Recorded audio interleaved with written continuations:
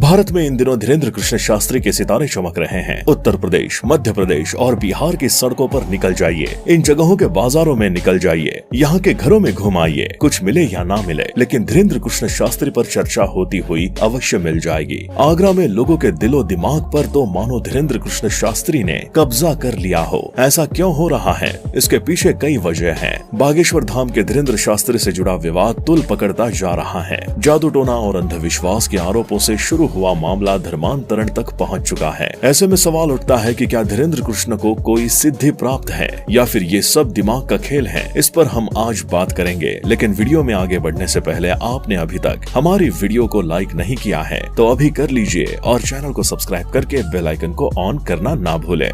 दोस्तों, अपने बयानों को लेकर सुर्खियों में रहने वाले बागेश्वर धाम के पीठाधीश्वर धीरेन्द्र शास्त्री उर्फ बागेश्वर बाबा इन दिनों विवादों में हैं। उनके चमत्कारों को लेकर चर्चाएं हो रही हैं। बाबा बागेश्वर का चमत्कार ये है कि धीरेन्द्र कृष्ण शास्त्री हजारों लोगों की भीड़ से किसी व्यक्ति को उसके नाम से अपने पास बुलाते हैं। उस व्यक्ति की जानकारी, उसे क्या समस्या है, कब से समस्या है, इस समस्या का हल क्या है, ये सब एक पेपर पर बिना उससे पूछे लिख देते हैं। जब वो अपनी समस्या बताता है तो वही निकलती है जो कि धीरेन्द्र कृष्ण शास्त्री ने पेपर पर लिखे थे। समस्या के हल के लिए वो उपाय भी बताते हैं। हवन करवाओ, कथा करवाओ, काला कपड़ा पहनो और भी इसी तरह की चीजें। दूसरा चमत्कार कथित रूप से किसी एक व्यक्ति के अंदर कोई जिन, भूत, आत्मा कुछ घुस गया जो उस व्यक्ति को परेशान कर रहा था। बागेश्वर धाम सरकार यानी धीरेन्द्र कृष्ण शास्त्री उस व्यक्ति के अंदर से जिन को भगाते हैं। ऐसे में आरोप लग रहे हैं कि धीरेन्द्र शास्त्री अंधविश्वास को बढ़ावा दे रहे हैं। पिछले दिनों नागपुर में जब इनका कार्यक्रम था तब जादू टोना विरोधी प्रचार प्रसार समिति के श्याम मानव ने उन्हें चुनौती दी थी। श्याम मानव ने बागेश्वर सरकार के खिलाफ कार्रवाई की अर्जी लगाई और धमकी दी कि पुलिस कार्रवाई नहीं करती तो आंदोलन किया जाएगा। जब हमने बाबा पर चुनौती के डर से भागने के आरोपों की जांच की तो पता चला कि 5 से 13 जनवरी तक यानी 7 दिन का कार्यक्रम नागपुर में तय था, लेकिन स्थानीय स्तर पर 5 से 11 जनवरी तक का प्रचार कर दिया गया और फिर खबर फैल गई कि बाबा चुनौती से डरकर भाग गए हैं। इस मामले पर बागेश्वर बाबा ने कहा कि भारत ऐसा देश है जहां भगवान राम के होने का सबूत मांगा गया है, अयोध्या को लेकर सबूत मांगा गया है, इसलिए हम इन विवादों में नहीं पड़ते हैं। सत्य को प्रमाण पत्र की आवश्यकता नहीं है, जो है सो है। हमारे हनुमान जी हैं तो हैं, बागेश्वर बालाजी हैं तो हैं।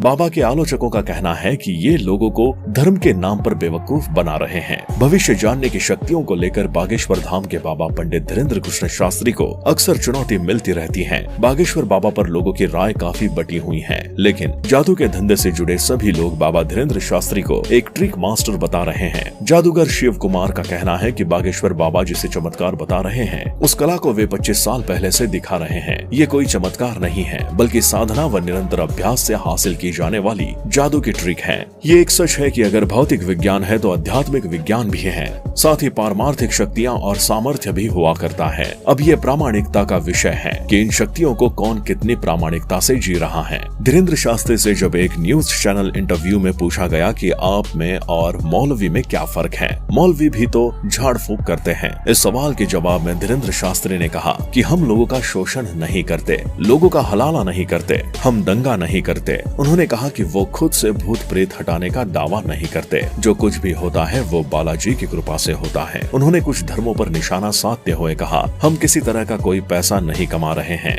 हम उन हिंदू लोगों की घर वापसी करा रहे हैं जो दूसरे धर्म में चले गए हैं। बागेश्वर धाम सरकार मध्य प्रदेश के छतरपुर जिले में स्थित है। बागेश्वर दरबार में लाखों की संख्या में श्रद्धालु अपनी अर्जी लेकर पहुँचते हैं। धीरेन्द्र शास्त्री बागेश्वर धाम सरकार के नाम से दुनिया भर में प्रसिद्धि पा चुके हैं। उनके वीडियो सोशल मीडिया पर खूब वायरल होते हैं। इतना ही नहीं, यूट्यूब पर भी उनके कथा को लाखों लोग सुनते हैं। उन्हें कई जगह से कथा का बुलावा आता है। दोस्तों, आपको बता दें कि श्री बागेश्वर धाम की सच्चाई बहुत ही निराली है, जिसमें बड़े बड़े मीडिया और न्यूज चैनल इस बात का पता लगाने में फेल हो गए हैं कि बागेश्वर धाम की सच्चाई क्या है। आपको बता दें कि बड़ी बड़ी न्यूज चैनल वाले बागेश्वर महाराज जी के और उनके दिव्य दरबार के शक्तियों के बारे में जानने के लिए बागेश्वर धाम पहुँचे, लेकिन बागेश्वर बालाजी की कृपा से बागेश्वर महाराज जी ने खुद मीडिया वालों के पोल खोल दी और मीडिया वाले अंत में बागेश्वर धाम में नतमस्तक होकर वापस लौट आए। साथ ही में बागेश्वर बालाजी महाराज से आशीर्वाद भी लेकर आए। इसी के साथ ही बागेश्वर महाराज दूसरे जिला या अन्य जगहों पर जाकर कथा करने और दरबार दरबार लगाने के लिए जाने जाते हैं, तो वहाँ भी बड़े बड़े मीडिया कर्मी और पत्रकार बागेश्वर महाराज की परीक्षा लेने के लिए कोशिश करते हैं, लेकिन बागेश्वर महाराज के तरफ से पत्रकार को चैलेंज दे दिया जाता है।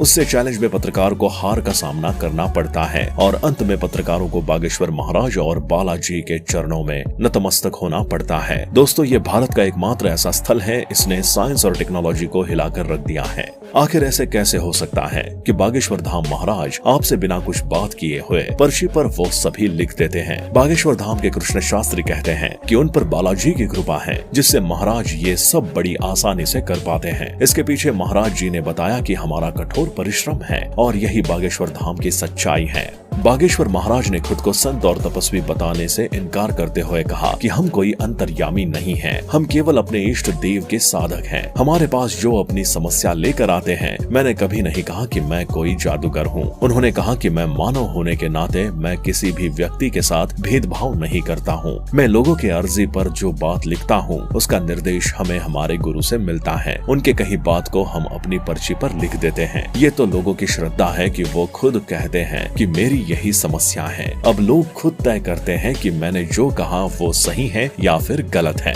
विवादों से घिरे बागेश्वर महाराज ने कहा कि मेरे साथ साजिश होगी। मैंने पहले ही इसके लिए घोषणा कर दी थी। उन्होंने कहा कि मैंने जब से धर्म परिवर्तन के खिलाफ अभियान रचा है, तब से मेरे खिलाफ साजिश रची जा रही है, क्योंकि मैंने उनके प्लान को खत्म कर दिया है। उन्होंने बताया कि मेरे दरबार में लोग भूत प्रेत बाधा लेकर आते हैं। मैं अपने भोले भाले हिंदुओं को ये बताने की कोशिश करता हूँ कि सनातन धर्म के मंत्रों में इतनी ताकत है कि प्रेत बाधा को दूर कर सकती है, इसलिए आपको घर वापसी करने की जरूरत है। बाबा बागेश्वर धाम के समर्थन में कथावाचक देवकीनंदन ठाकुर भी आ गए हैं। उनका कहना है कि जब कोई पादरी और मौलवी अपने शिविर में लोगों को धर्मांतरण के लिए उत्साहित करते हैं, तो उनसे कोई सवाल नहीं पूछा जाता है, लेकिन जब सनातन धर्म की बात आती है तो विरोध शुरू हो जाता है। वो कहते हैं बाबा बागेश्वर धाम में जो भी चमत्कार होता है वो हनुमान जी की कृपा से होता है, इसमें अंधविश्वास कहाँ से आ गया है। उनका कहना है कि सब बालाजी की कृपा से होता है। धीरेन्द्र शास्त्री कुछ नहीं करते। धीरेन्द्र शास्त्री पर जादू टोना करने का आरोप पूरी तरह से बेबुनियाद है।